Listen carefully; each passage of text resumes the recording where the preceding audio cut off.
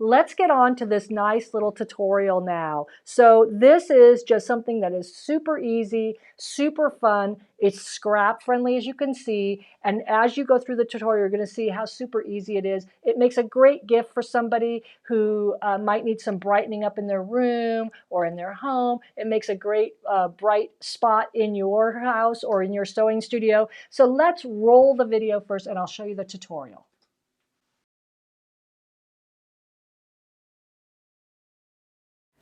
Okay, so let me show you what you'll need to gather in your sewing studio and also purchase if you need to. You're going to need to get some Heat and Bond Light, which is about 1 yard or ½ yard, and that's a fusible adhesive web. You can also use Steam a Seam 2 Light if you'd like, or something comparable. You'll also need to get yourself a frame, and so this one I bought at Michael's. It came in a pack of 2. I like these kind of shadow box frames. They're cheap, they don't cost a lot, they have a piece of glass that you can take out if you'd like, but they're also deeper inset, and that's a really good, nice quality for this particular project. Next, go into your stash and start selecting some fabrics.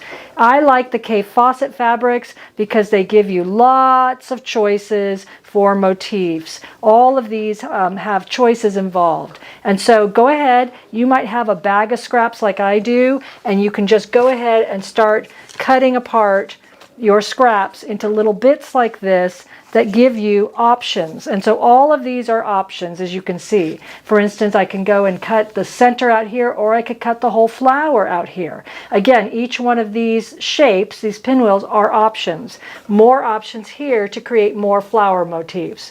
Once you've selected your scraps that you think you might like to use, go ahead and back each one of these with some fusible web. And again, this could be scraps of fusible web that you have, or the ½ yard that you've gathered from your materials. So once you've done that, you're going to go ahead and we're going to cut apart all of these motifs and create lots of choices for ourselves.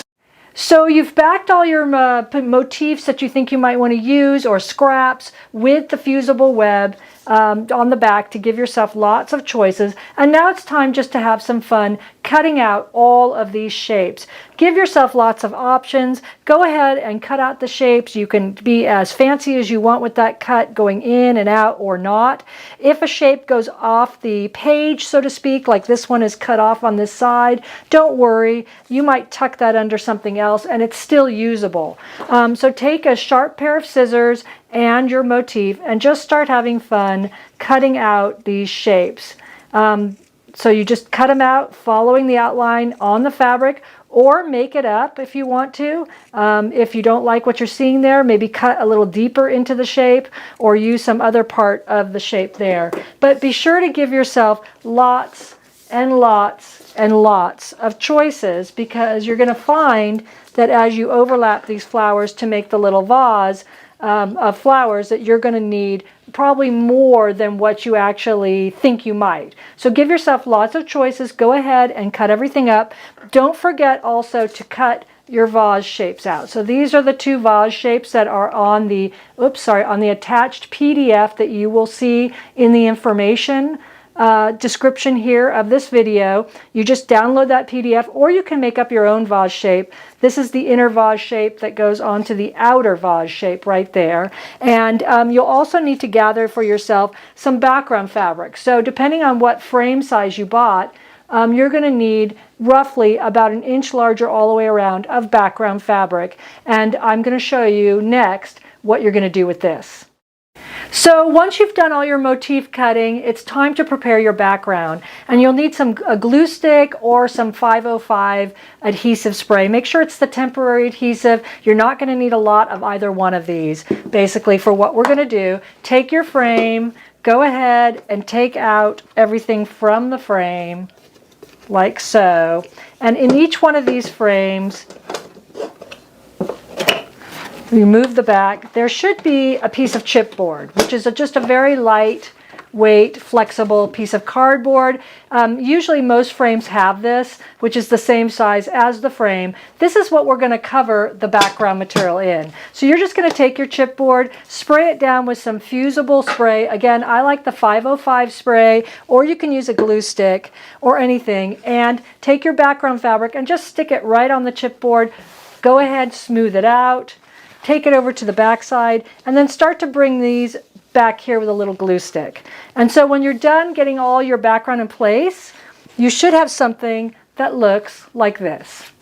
And basically I've got that kind of neatly trimmed in the back. And now I'm going to take this over to my sewing machine and actually sew a little bit of a grid pattern in the back here just to decorate up the background of the flower vase.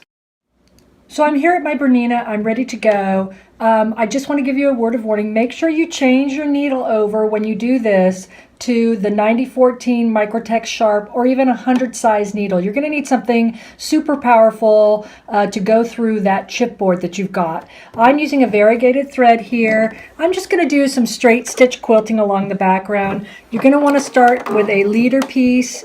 That will help you from not getting a thread nest on the back of the chipboard. I have also marked my chipboard, as you can see, with this center line. You'll see it as I start to stitch. This is going to be my first stitch down the center, and then I'm just going to work a 1/4 inch off from this as I sew this background. And you can see the chipboard is going along quite nicely here in the machine. So again, when you get to the end, use a little leader piece just to avoid thread mess. So I have 2 leader pieces going there.